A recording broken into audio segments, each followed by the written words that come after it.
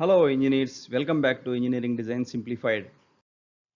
This is part 3 of GD&T Simplified and second video on everything about datums.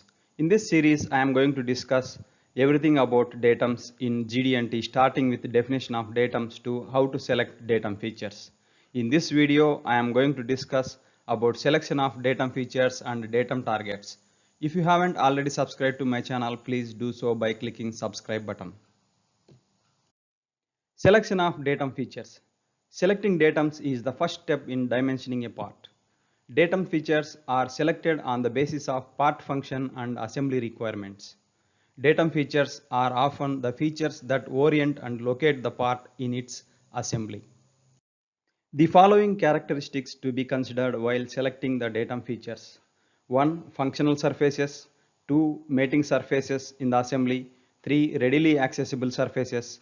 4. Surfaces of sufficient size to allow repeatable measurements.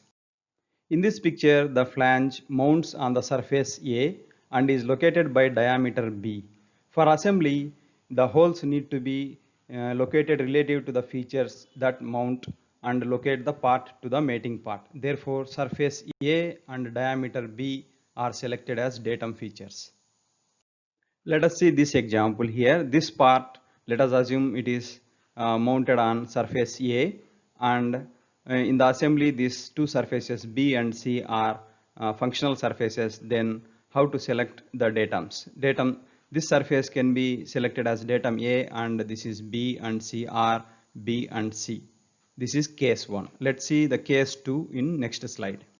Let's see case 2 is, let us assume this part is mounted on surface A and located by this hole B, and if any of these features are functional features, then we can select either this or this as C, or otherwise we can select any of these holes as datum C. Let us see another example here. This part, let us assume this is mounted on surface A and is located by this diameter, and that is B, and also it is located by this feature here, so we select that as datum C. So this is case 1. Let us see case 2 in next slide. So in this case 2, let us assume again this part is mounted on this face A, and let us assume there is a hole, and this part is located by this hole B and also located by this feature here. So we select this as a datum A and this hole diameter as datum B and this feature as datum C. In the previous slides, we have discussed how to select datum planes. Now let us discuss about datum targets. Datum targets are symbols that describe the shape, size and location of gauge elements that are used to establish datum planes or axes. Datum targets are shown on the part surfaces on a drawing, but they actually do not exist on a part. Datum targets describe gauge elements. The gauge elements only contact a portion of the part surface. Datum targets can be specified to simulate a point, line or area of contact on a part. The use of datum targets allows a stable and repeatable relationship for a part with its gauge. Let us discuss all these points in detail in the coming slides. Datum targets should be specified on parts where it is not practical or possible to use an entire surfaces as a datum feature. Only a portion of feature is used in the function of the part. A few examples are castings, forgings, irregularly shaped parts, plastic parts and weldments. These type of parts often do not have a planar datum feature, or the datum feature is likely to be wrapped or bowed. So this results in an unsuitable contact with a full datum plane. Often the part will rock, wobble or not rest in the same position on a full datum plane. Datum targets are designed to contact parts at specific points, lines and areas. These datum targets are usually referenced from three mutually perpendicular planes to establish a datum reference frame. A primary datum plane is established by a minimum of three datum targets not in a straight line. Two datum targets are used to establish a secondary datum plane, and one datum target establishes a tertiary datum plane. A combination of datum target points, lines, and areas may be used. All datum targets are dimensioned for location and size either by tolerance dimensions or basic dimensions. Basic dimensions are toleranced with gauge makers tolerances. Datum target symbols. A datum target application uses two types of symbols. First one is a datum target identification symbol like shown here. Second one is a symbol that denotes which type of gauge elements are to be used. Here, for example, here it shows a diameter 5 gauge pin to be used to establish this datum target. And this letter 2 represents the target number, and this D, letter D represents the datum identification letter. Here, three different types of symbols are used to denote the type of gauge element in a datum target application. So this one, first one denotes the datum target point, and the second one denotes the datum target line, and these three denote the datum target areas. Here in this example again, three different types of symbols, datum target symbols are used.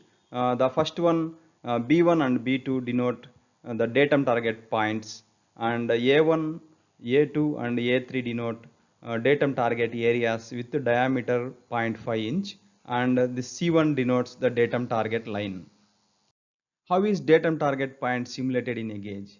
A datum target point is simulated in a gauge by a pin with a spherical tip.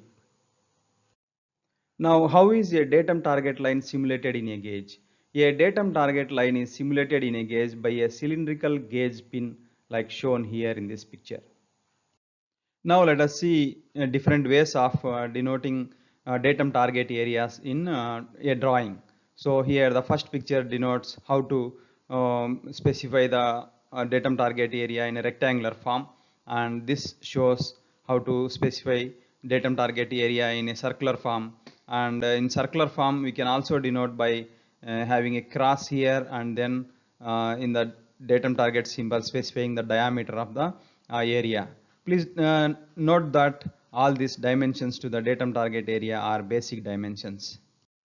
A datum target area is simulated in a gauge by a flat tipped pin like shown here in this picture. In certain applications, it may be desired to create a datum reference frame by using a partial surface of the datum feature. Figure shows an application that uses datum targets to define gauge elements that contact partial surfaces of the datum features. So datum targets A1 and B1 designate gauge elements that contain a portion of the surfaces they contact, and datum reference frame for this application is established by using a collet that contacts the specified areas on the part. In some applications, it may be desired to create a datum reference frame by using points or lines or areas from offset surfaces of a part. For example, in this part here, on these two surfaces, datum targets are specified as A1, A2 and A3, and this is simulated in the gauge by using three spherical tipped pins, and that's how a datum reference frame is established for this part using the offset surfaces. In some applications, it may be desired to create a datum reference frame on a part with irregular surfaces. Figure here shows an application that uses datum targets, and gauge elements that contact the points on irregular surfaces like shown here are used to establish datum reference frame. In the next video, I am going to discuss about feature of size datum features and datum shift. So that's all for today's video. If you like this content, please like, share and subscribe. Thank you for watching.